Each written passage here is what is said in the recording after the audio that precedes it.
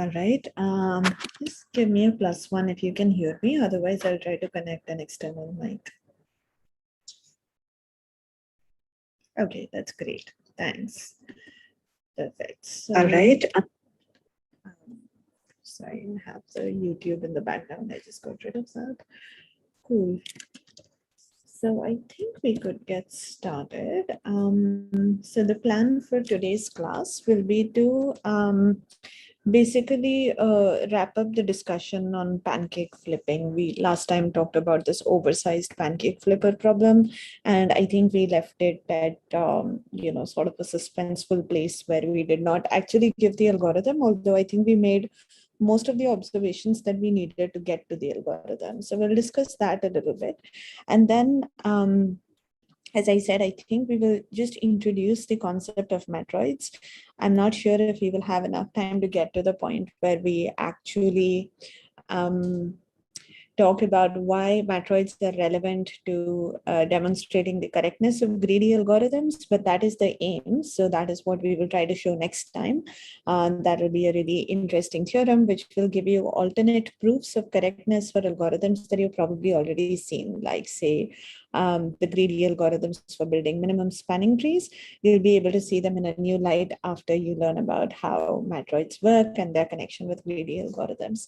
But because just the definition of a matroid, it takes a little bit of getting used to. So today we'll just work through a bunch of examples after getting familiar with the definition. So that's kind of the plan. So let me see if I can pull up the slides for what we were discussing last time, and then take it from there.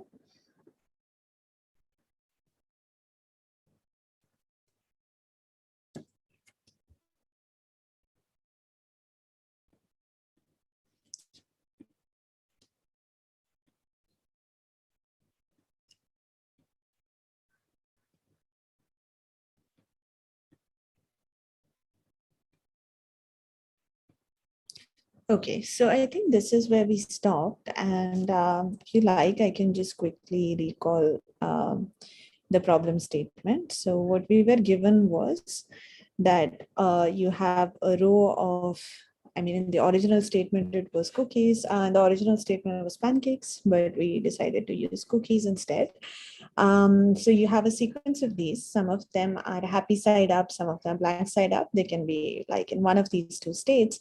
And you're given this oversized cookie flipper, which can basically take any contiguous subsequence of k things and essentially flip their states. So it's no left to right flipping happening. It's just in place flipping. So if you think of this as being represented by a sequence of pluses and minuses, plus representing happy side up, minus representing blank side up. So let's say you have like a plus, minus, minus. If you flip this subsequence with a three-sized flipper, so plus, minus, minus will become minus, plus, plus. That's how that works. And your goal is to get to all pluses at the very end using the minimum number of flips if you can. So we have seen that there could be situations where the task may be impossible. Like, so for instance, if you have a flipper that flips 2 cookies at a time and you only have 2 cookies on the table, then you're kind of stuck. Remember that the flipper will not overhang from the end. You are constrained to so you cannot flip the last k-1 cookies if you're working with a k-sized cookie flipper. So the last k-1 cookies, the last k-2 cookies, and so on, those are not accessible to you. Like, you cannot flip only those. So just keep that at the back of your mind. So the first thing we said was that the order in which you make flips does not matter. So only the set of flips matters. And this also led us to the observation that in an optimal sequence of flips, you would never repeat a flip. So if you're repeating some flip, then because of the previous observation, you can bring all the identical flips together.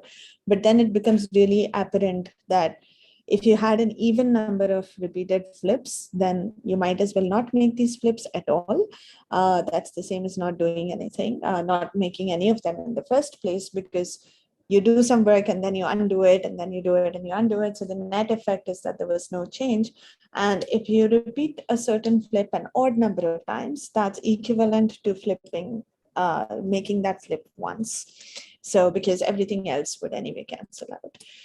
So that's kind of the place where we left this, I believe. So we understood that all that matters is the subset of flips that happen. That's all that you care about.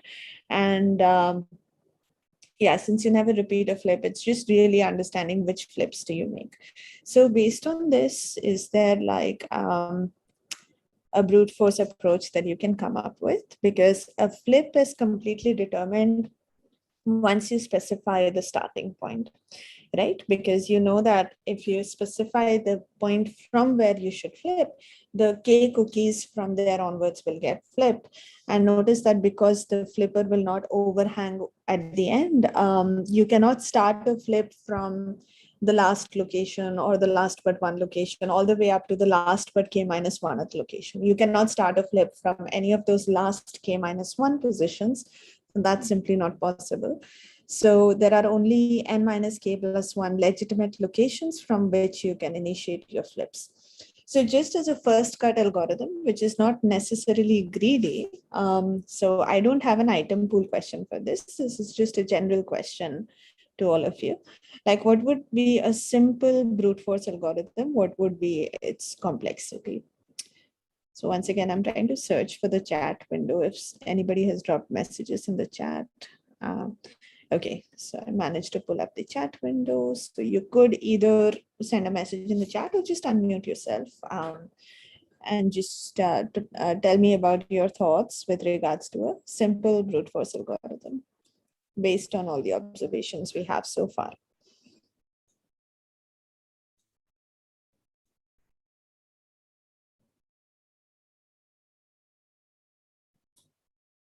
Right. So Gaurav is saying it's 2 raised to n minus k plus 1. And I would say that is the correct response to the question about a brute force algorithm, because essentially all you care about is which flips do you make. So as we said, every flip is completely determined by a location. There are n minus k plus 1 possible locations. So you really care about from which locations do you flip. So you can just try all subsets of locations as possibilities for your flipping strategy for your ultimate solution.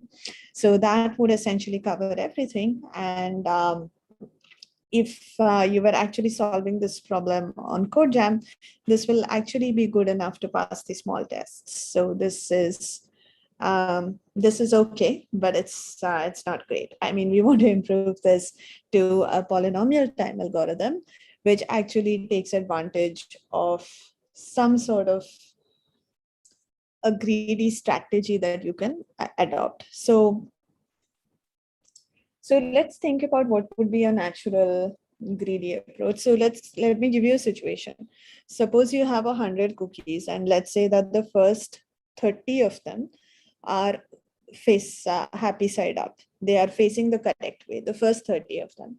So would an optimal solution ever initiate a flip in the first 30 locations? Would it do that? I mean, can you think of a example where it may be necessary to, so these guys are already in facing the correct way, and it's the first, like, as I said, the first unhappy cookie, the first cookie that's blank side up is at the 31st position. So you know that the 31st position has to be involved in a flip in any solution, but or has to be involved in an odd number of flips in any solution. But would it ever make sense to start a flip before the 30th location? At least intuitively, what does it feel like before the 31st location? So raise your hands if you think that you will never need to make a flip before the 30th location, on or before the 30th location. Hopefully the example is clear. You have 100 cookies. The first 30 of them are happy side up. The 31st is blank side up. After that, I don't know, it could be anything. But raise your hand if you think that there is always some optimal solution which does not touch the first 30 cookies. It never gets them involved in if it gets them involved in flips, then it'll have to be an even number of flips because you have to restore their state. But you don't have to flip, you don't have to get them involved in flips at all.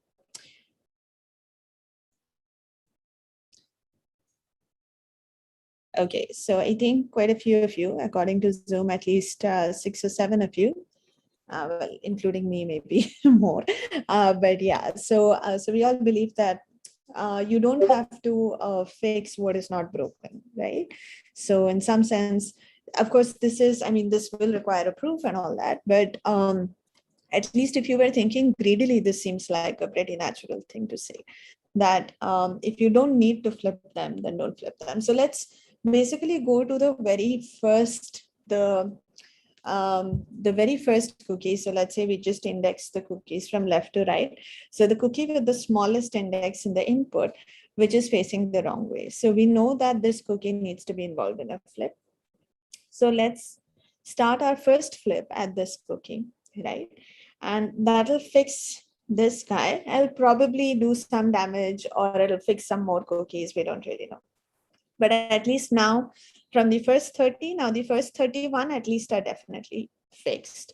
And now we look for the next smallest indexed cookie, which is facing the wrong way. And we keep repeating this. So notice that whatever we do, so there are two things to ask here. I mean, one is like, what is the quality of our solution? And the second is, what is the final answer? For instance, remember we said that there could be scenarios that are impossible. So we should be able to detect that as well. So our final answer will be, well, we'll try to keep going. So essentially, this is the algorithm, right? I don't remember if I have it explicitly on the slides. But yeah, I mean, essentially in this, yeah, I don't even think this is a fully worked up example, but let's see. So the first cookie that's facing the wrong way is the leftmost one in this example. So we flip it. That actually destroys the second cookie. So you'll have to flip this. Then you'll have to, well, that'll actually fix both of these. And then of course, the point is that I think we have seen this in one of the examples before. So with a 4-sized cookie flipper, you can never fix, basically you can never fix the situation at the very end, right? So the last but one and the last but two, the cookies that are second and third from the end, you can never fix their positions. So essentially, this is what you do. You basically keep flipping the leftmost at every step, find the leftmost cookie or the cookie with the smallest index that's facing the wrong way, and initiate a flip starting at that cookie. And just keep doing that until either all cookies are facing the right way up. So you don't find any cookie with an index. There's no index for which there's a cookie that's facing the wrong way. Then of course you stop saying we are done and you report the number of flips. Or the other way you get stuck is that you have reached the last possible location where you can make a flip. So you cannot make any more flips. But after this also, if there are, so notice that by this process, you will certainly be able to always fix the state of the first n minus k plus 1 cookies for sure. It's only the last k minus 1 where you are at the mercy of the previous flips that you made. So, those will create a certain situation for the last k minus 1 cookies. And your answer is going to be that if the last k minus 1 cookies have automatically all become happy side up, then we will report the number of flips we made. And if the last k minus 1 cookies are not happy side up, well, then we just say that it is impossible. So that is the entire algorithm. Now we have to worry about, first of all, correctness. And the other is the quality of the solution. Like, first of all, are we correctly detecting impossible versus, coming up with a finite number? And then whenever we are returning a number, are we returning the optimal number? So these are the two things that we want to think about. So let's see, one thing that is intuitive is that somehow you are only making those flips that you are absolutely compelled to make. So I think it should be reasonably easy to see that nobody can do this with fewer flips than your algorithm. So opt is at least the number that you output for sure. And therefore, in some sense, you're being very stingy. You're not doing any extra work. You're doing only the kind of work that you're forced to do. So there are a couple of ways in which you can try to formalize this. One is this sort of an exchange argument, or the other kind of thing that people talk about is greedy stays ahead, where you kind of try to say, okay, let's say that somebody came up with an optimal solution with a different way of doing it. So basically you try to compare. So you look at their sequence. So, without loss of generality, because of our rearrangement observation, we can take somebody's competing optimal solution and we can organize them so that, they are organized. So remember, every flip is completely determined by the index. So just organize them in ascending order of indices and try to identify the first place where the competing solution differs from your solution, right? And then you kind of say that, okay, so this is where the competing solution decided to do something different. And then you want to say that the competing solution actually will end up incurring at least as much of an expense as the greedy solution from this point. So this divergence did not really help the optimal solution. So that is one way of formalizing this. And the other way is, of course, you could do something called a cut and paste argument, which I haven't thought about how to do that for this problem. Here, I think greedy stays ahead is a fairly natural way of doing it. Like step by step, you just say that the greedy choice doesn't hurt, basically. And so you will end up doing as well as optimal. And as far as ensuring that your impossible outcome is correct, again, the intuition for that is you did everything that you were compelled to do. You couldn't have not done any of those flips. And if at the end that doesn't fix the last k minus 1 cookies, because physically you cannot do anything about them anyway, there isn't really any hope. So everything that I've said so far is a bit hand wavy and a bit intuitive, but hopefully, at least the intuition is clear. But in the interest of time, what I plan to do is so I have kind of written out a bit of an argument. So, I mean, again, there is a description also on the CodeJam website if you really want to take a look at it right away. But I don't think their argument for the correctness is completely mathematically formalized. So I have written this out, but in the interest of time, I think I would like to delegate that to the website and you can go and look at it when you have some time. But I just want to make sure that is it at least making sense intuitively. So let me know if you feel like this is something that may not work in some situation. And if you have some situation that you want to discuss, we can definitely do that now. So I would hope that at least the intuition for why this is the correct greedy strategy makes sense.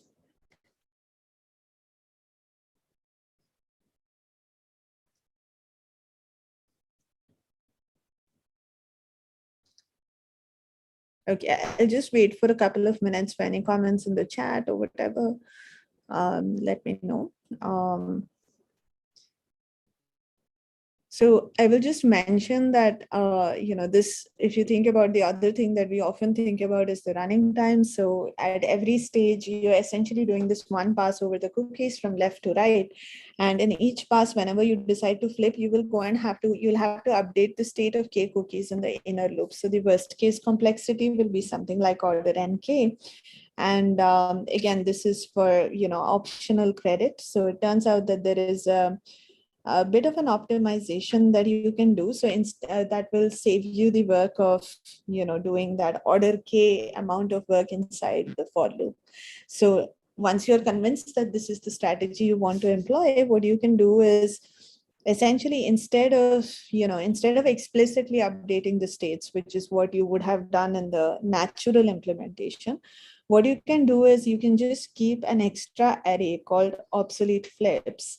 Because what do you want to know about every cookie? When you arrive at that cookie, you want to know, okay, look, I have done some flips up to now. Because of these flips, what is your current state? Are you happy side up or are you blank side up? So to figure out, so anyway, you will be maintaining the number of flips you have performed in a running variable flips. So, or answer or something, you would have that information. So you could just try and see, if the cookie was happy side up and I've performed like 5 flips up to now, then it's going to be blank side up. Or if it is happy side up and I've performed 8 flips, then it's going to be back to being happy side up. There's one catch though. If you have performed 8 flips up to now, it's possible that some of those flips are very far away. So maybe those flips did not actually flip this cookie because those flips happened a long time ago. So that is why you can maintain an extra array, which you call obsolete flips, which basically tries to track how many of the flips that have happened so far don't touch the current cookie. So when you come to the current cookie in your for loop, you can basically say the total number of flips that have happened so far minus the number of flips in the obsolete array. If you do that, you will basically get a number, which is the number of flips that have actually touched this cookie. So then you basically have to see, was it that the cookie was in a happy state and it participated in an odd number of flips, or it was in a blank state and it participated in an even number of flips. In both of these situations, what will happen is that the current state of the cookie is bad and you will have to flip it. So that's essentially the situation. Now, it's possible that maybe this did not make complete sense. It is a bit of an optimization that basically you're trading space for time. So by keeping this extra array called obsolete flips, you're using n units of memory, and you are spending order n time. You're not spending order nk time. So it's a bit of an optimization. You don't really need it for at least the code jam problem, but this was described in the code jam editorial only. So that's why I thought I'd share it with you. It's kind of a cute trick, and it's something that will, just make your implementation a bit faster. So again, don't worry about it if it was not completely clear, but it's fun to puzzle out how exactly this optimization works. So I think like I've given you some hints, and hopefully you can recreate it for yourself. Okay, so I didn't really hear any specific complaints. So maybe we can switch gears a little bit. Let me see if I can share my screen from a different device. Hopefully this works.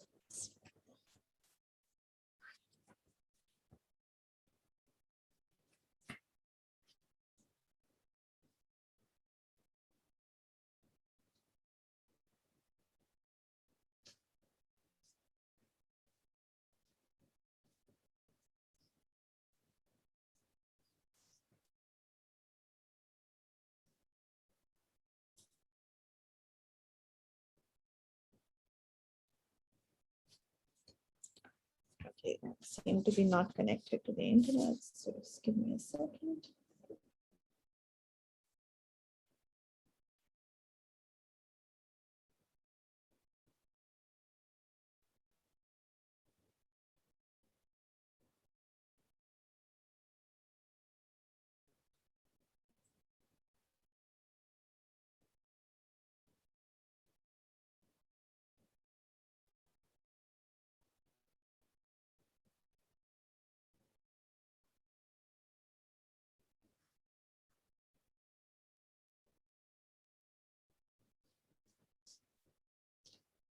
Okay, so hopefully this screen is visible. Yeah, let me just check the chat once again. So I don't think I see any questions here, so fine. So let's, okay, so that basically concludes our discussion about the oversized pancake flipper problem. And now I just want to, so far I think you've seen a couple of examples of greedy algorithms playing out in like a couple of toy situations. I think both of the examples were really cooked up stories, but hopefully you can map them. I mean, certainly you can map the intervals problem to things like activity selection, which are definitely things that show up in the real world. They're definitely motivated by actual problems. I'm not sure if like pancake flipping is an actual thing. So, so I think that's just more of a fun puzzle. I'm not sure if that can be really mapped to a more real world thing. But I mean, I think conceptually, the kind of ideas that go into that, the algorithm that we discussed, I think those are kind of useful. And it's kind of nice to know things like that for other problems that you might encounter later. Okay, so now, as I said, let's switch to talking about something that is a bit of a warning. This is going to be, this is going to get a little more abstract, this discussion. It's not going to be in the context of a concrete problem so much, but as I said, hopefully we'll be able to come back and talk about an algorithm that makes all of this build up with the definition and so on. Hopefully it makes it worth it. So, so a definition like this, I think, is best understood through examples, and that's what we will do. So I'll just quickly write out the definition, and we'll just try to apply it together through questions that we'll pose on item 2. Okay. So to begin with, what we want to consider is a family. So we'll be working with a universe. So let me say,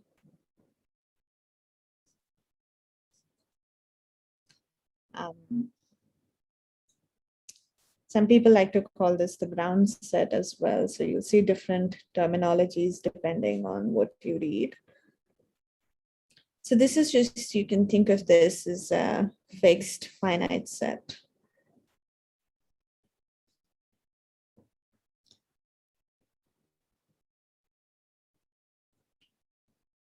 This is a finite and discrete set. And the thing that we want to focus on is family F, which is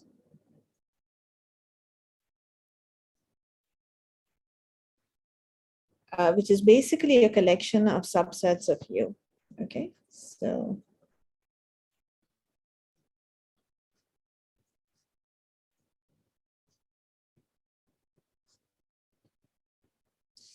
now in an application situation, this collection of subsets typically corresponds to solutions of interest, or at least it contains solutions of interest. So for instance, you could have, let me just instantiate this with an example. So your universe could be the edge set of some graph.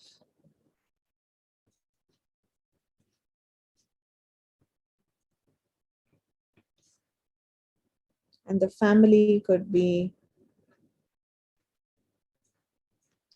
all subsets of edges such that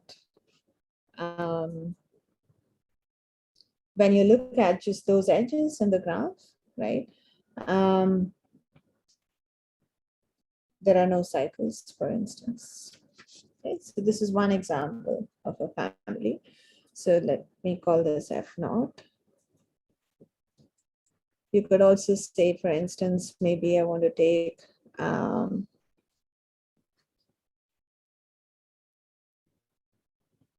subsets of edges such that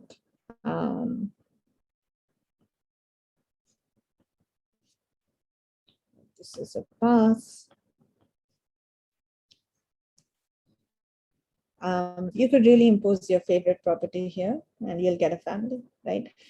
You could also experiment with a universe that is the vertex set instead of the edge set, and you could impose properties of vertex subsets instead of edge subsets, okay? But typically, the family really tries to collect objects of interest. So for instance, acyclic subgraphs, if you think about spanning trees, right? So I'm assuming everybody has seen the minimum spanning tree problem at some point, in your past lives. So spanning trees are acyclic subsets of edges, right? They are special. So not every set in this family, if not, will be a spanning tree, but the spanning trees are definitely in here. So basically what will happen is that your objective is to pull out some special element of this family, something that optimizes a certain objective. So typically you will have some kind of a weight function which assigns a weight to every element of the universe, and then you want to find that subset of the family that has the largest weight or the smallest weight, and is either of the largest possible size and has the smallest weight. You could ask all of these sorts of combinations of questions. And once you're able to say that you can find the best element in the family easily, then well, of course, you can imagine that these families are going to be exponentially large. So coming up with a general algorithm that works for all families is going to be kind of tricky, because you can encode all kinds of NP-complete problems if you're allowed to work with arbitrary families. So that's going to be tricky. So the idea with matroids is to identify some properties that you can impose on the families, which will ensure that if you have a very generic sort of a greedy approach, it'll actually work and it'll help you find the best element in the family. Okay, so what are these properties? So this system U comma F is matroid. Excuse me, ma'am.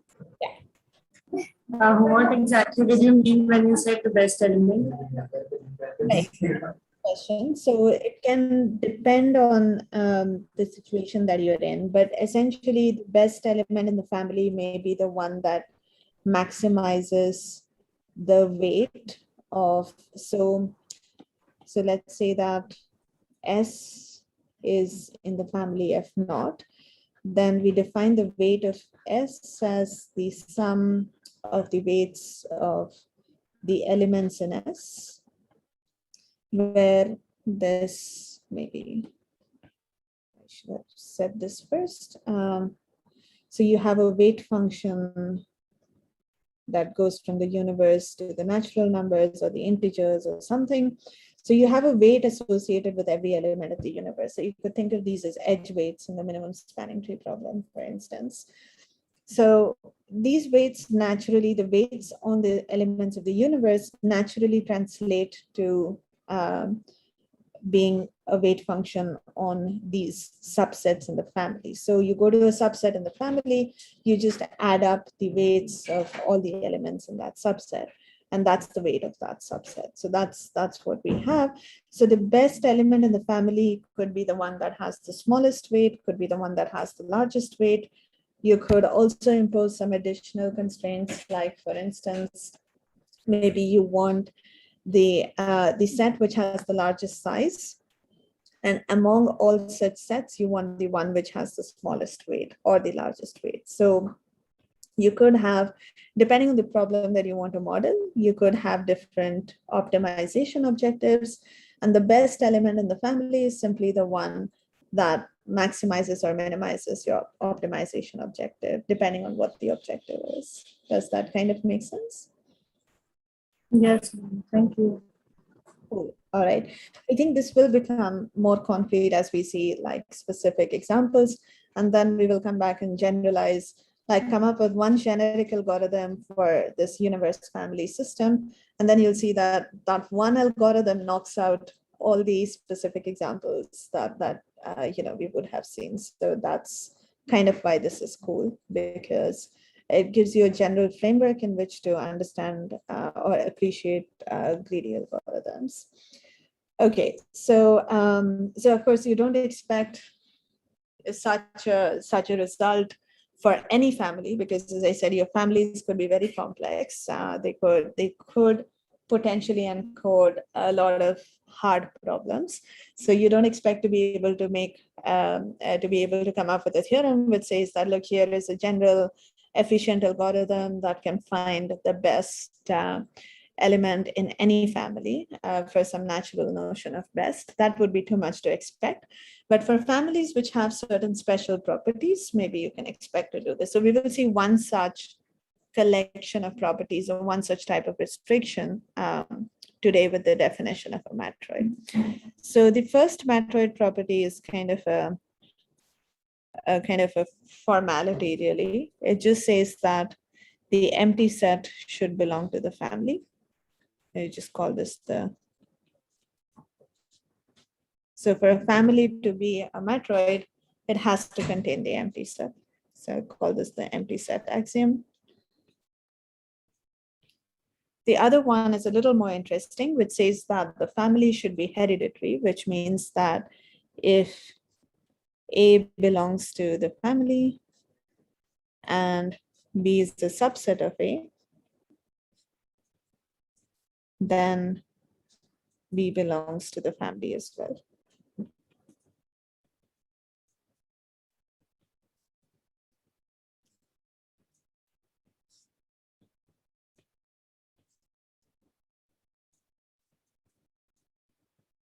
Let's call this the hereditary property. And the third property is, I think, the most interesting or the most non-trivial of them all. This is the last property that we would want. So if you have two sets, A and B, in the family F, and one of them is bigger than the other,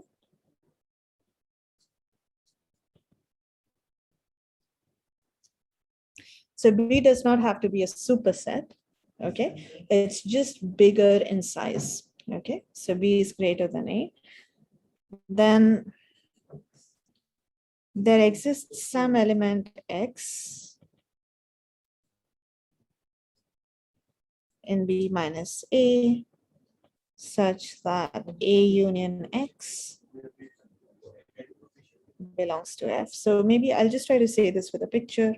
So suppose you have a set A and you have a much bigger set B, then there is some element in B minus A, right? So notice that B minus A is non-empty, because even if A was completely contained in B, because the size of B is larger than the size of A, B minus A will have at least one element. So B minus A is non-empty, and the idea is that you should be able to pull in at least one element of B and extend A, so that when you're looking at A union X, you're still in the family.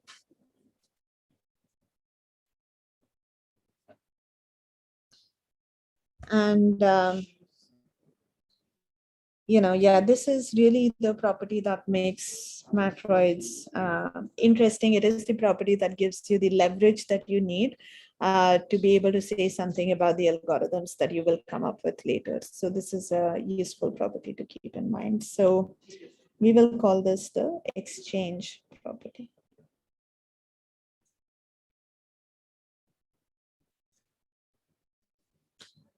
Ma'am, Yeah.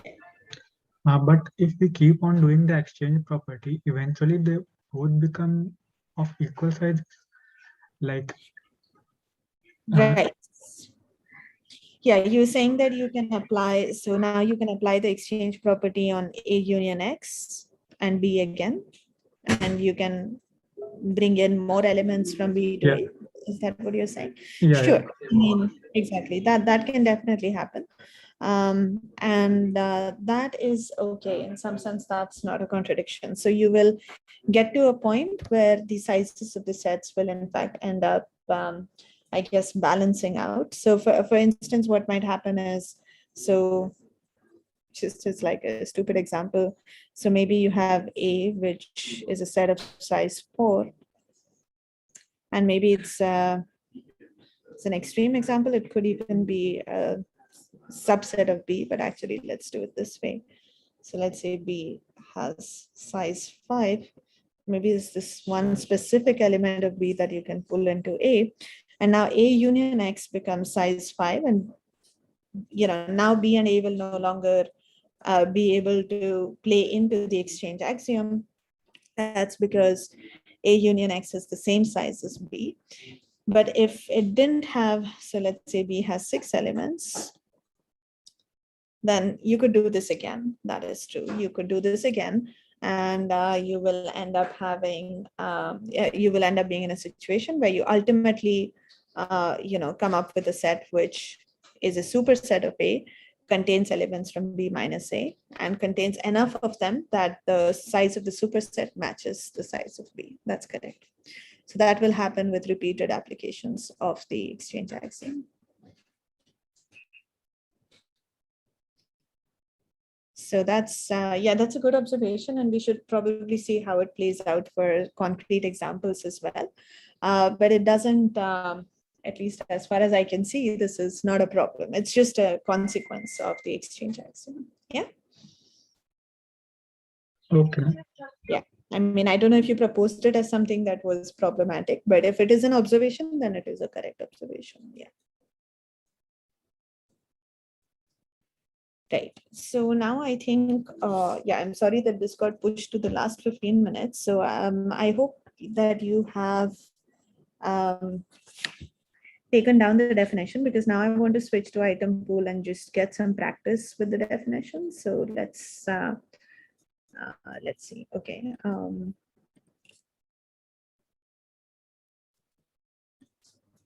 I just dropped the link in the chat.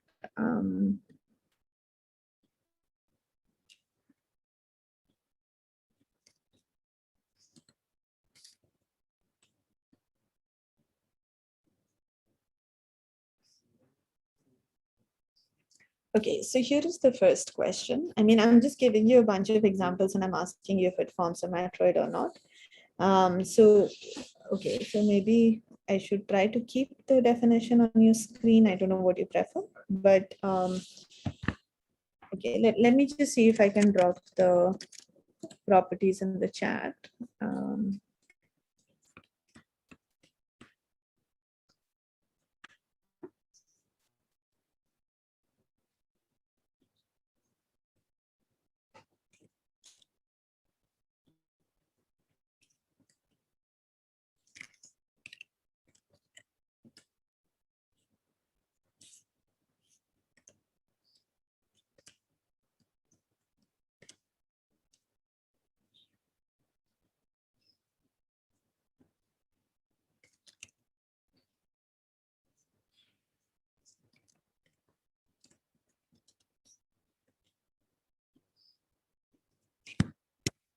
So empty set axiom is that the empty set is independent. The hereditary axiom is that every subset of an independent set is independent.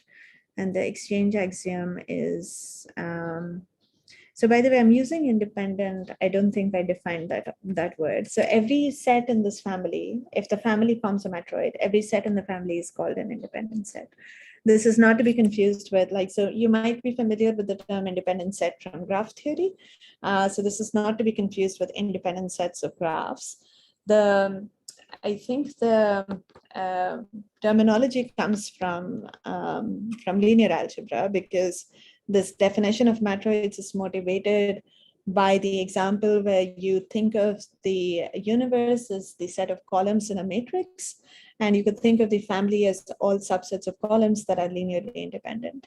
So you can verify in your own time that it satisfies these three properties. So it's from linear independence that the phrase independent set has sort of come into this terminology.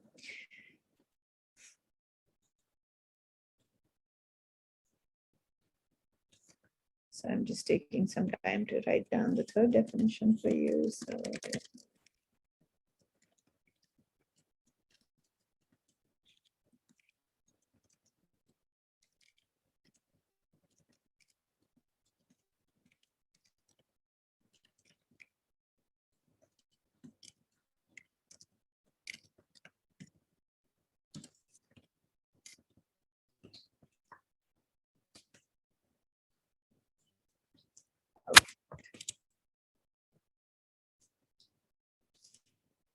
So as I said, hopefully you have the properties for reference in the Zoom chat as well. And the first example that I wanted you to consider was when the universe is the set of all edges of a graph, and the family is the collection of all connected. So you take a subset of edges, right? Let me just do a few examples, maybe. So hopefully the slides are still visible. So let's say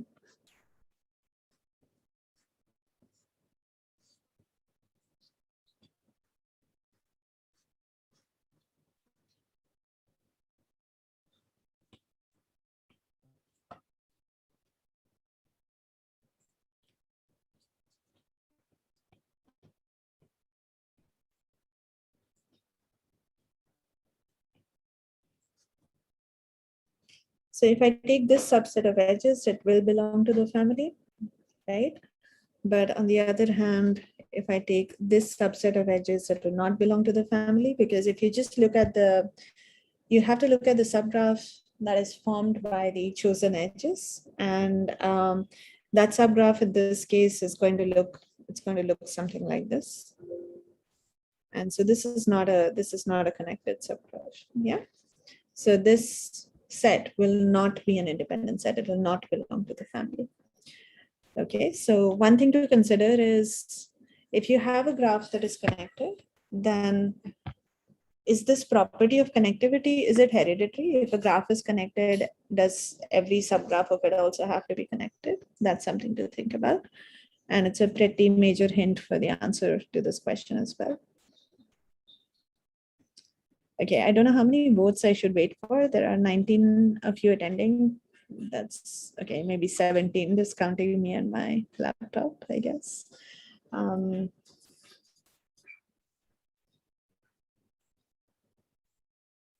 Also, let me know if any aspect of like the definition is not clear. We can definitely discuss it.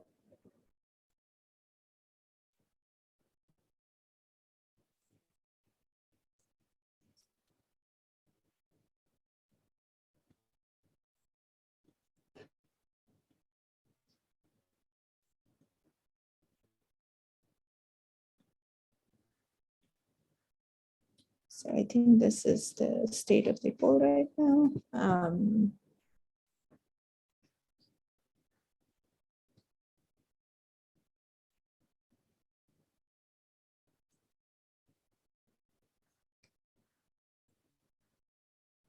Okay, there aren't that many of you even attending. I'm a bit surprised. Okay, does anybody want me to wait or have you made up your minds?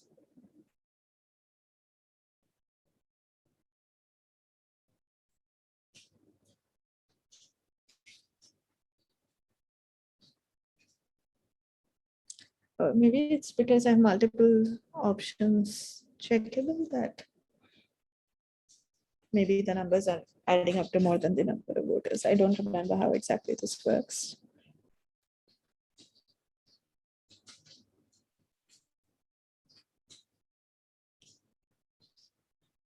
Okay, looks like it's not stabilized yet, so it's okay. Then maybe this annoying thing about whether you consider the empty graph to be connected or not. So if that's confusing some of you, I will just assume for the empty graph to be connected, the graph on no edges. And there is only one correct answer, right? Or is it a multi-correct MCQ? So when Is it an MCQ? MSQ? yeah, so in general, the questions in this set have possibly multiple correct answers. Because if something is not a matroid, it could be not a matroid for multiple reasons. It may violate all three properties or some two properties and so on. So in general, it's MSQ, I guess. Okay. Yeah. So this specifically may or may not be an MSQ. It is upon us. Yeah. Okay. Right. So yeah, in fact, I do think, I mean, so the point is that if I commit that there are at least two correct answers, that eliminates one choice, right? So I don't want to say it.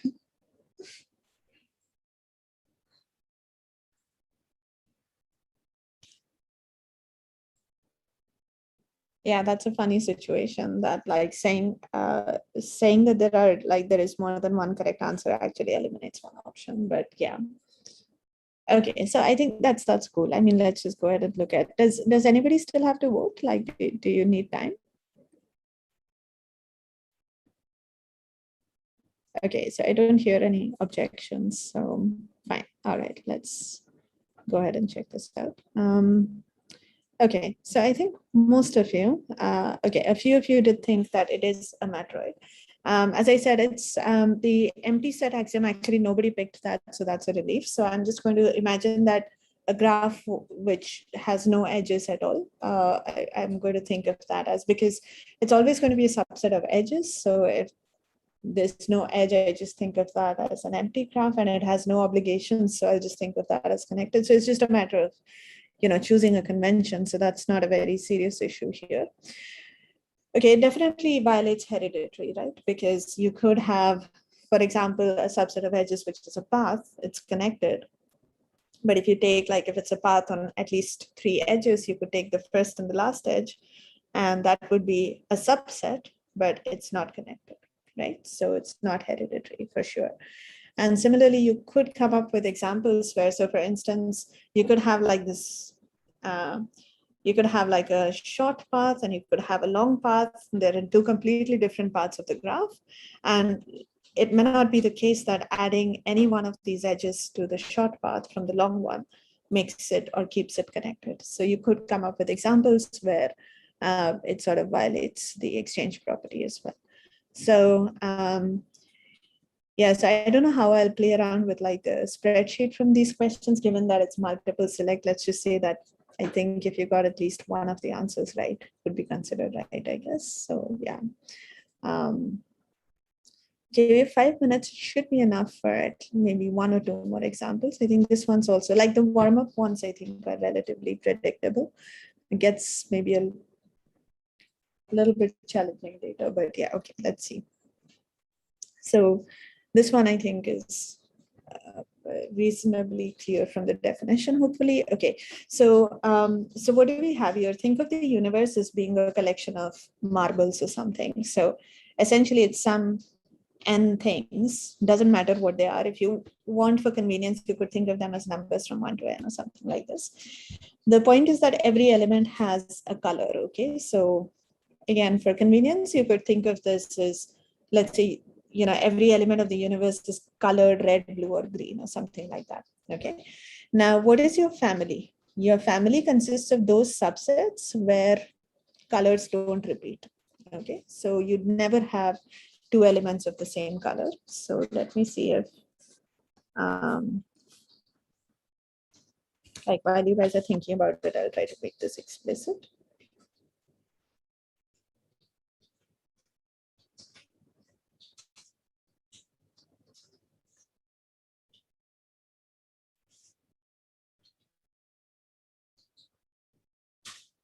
Okay, so let's say we have, maybe easier with a white background. So let's say the universe is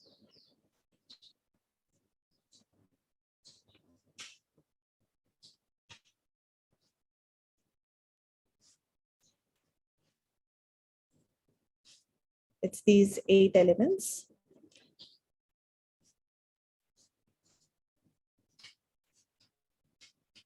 And they're colored with 3 colors.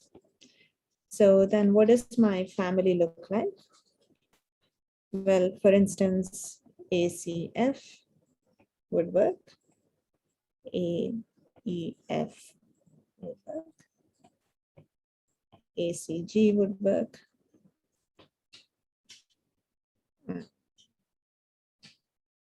AEG would work. BCF would be fine, and so on. So these would be elements in the family. You would also have like, there are no repeating colors. So, I mean, of course, something like A would be fine. All these singletons would be fine because singletons never repeat colors. You could also have something like CD, that should be fine too. Something that would not be fine is something like, say, ABC. This is not in the family because A and B have the same color, right? They're both yellow, so that would not be an element of your family.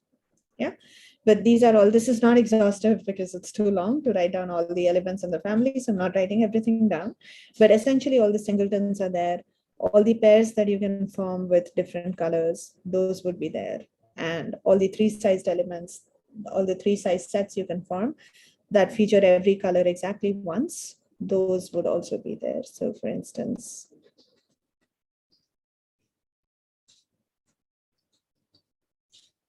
yeah, so that's a 3-size set, all colors are different, and that's why that works out. Okay, so so right, so is this a matroid or not? That's what we want to know. So let's look at what's going on item pool. Okay, it looks like most of you have voted. I would expect a little more of a consensus here.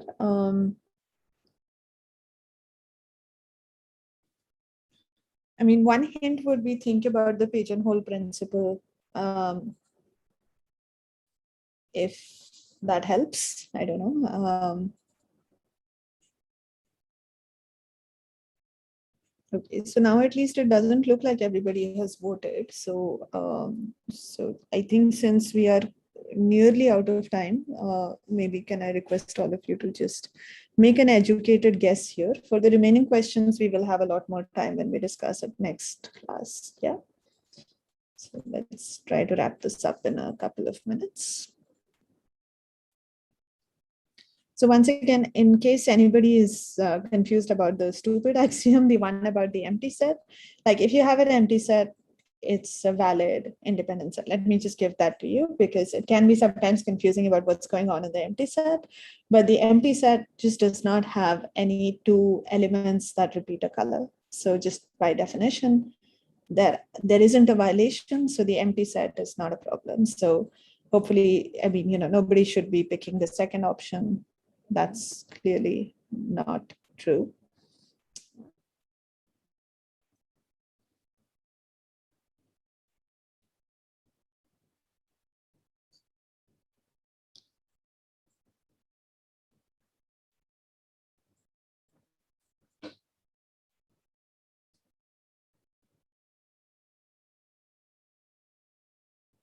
So frankly, the hereditary axiom should also be straightforward to verify. Like if you have a system which does not repeat a color and you take a subset of that set, can it suddenly have a repeated color? That should be an easy thing to answer. The only thing where it's not obvious, I guess, is the exchange axiom. So the exchange axiom says if you have two subsets, one is bigger than the other, both of them are members of the family, then you should always be able to pull out an element from the bigger set so that, so that you can add it to the smaller set and still be within the family. So this is where I was saying maybe think about the pigeonhole principle, but okay, so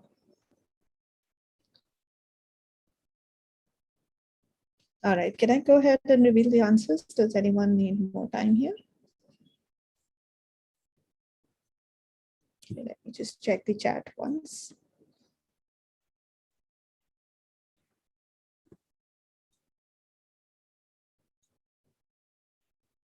Okay. All right, let's go ahead and check out what everybody is saying, because I think at least the total number of votes seems to add up to the number of people. So almost, I think. Almost. Okay. All right, so the majority answer was that it violates the exchange property. Okay, and some people felt, okay, someone felt that it violates hereditary, and the rest of you have the right answer. Okay, so let's think about the exchange property really quickly, and I'll let you all go because I think you do have a class after this. So let's imagine that you have two sets, right? Let's say one, again, let's do a concrete example here. So suppose one set has like 30 elements and another set has 35 elements. The main thing is that both of these are colorful sets, right? Because that's the assumption. The assumption is that A and B both come from the family. They're both independent sets. So this guy has 30 colors, 35 colors. Now this set which has 35 colors, 35 distinct colors, can it be the case that all the colors that are there in the smaller set are being used in this larger set? It cannot be, right? Because the smaller set only has 30 colors.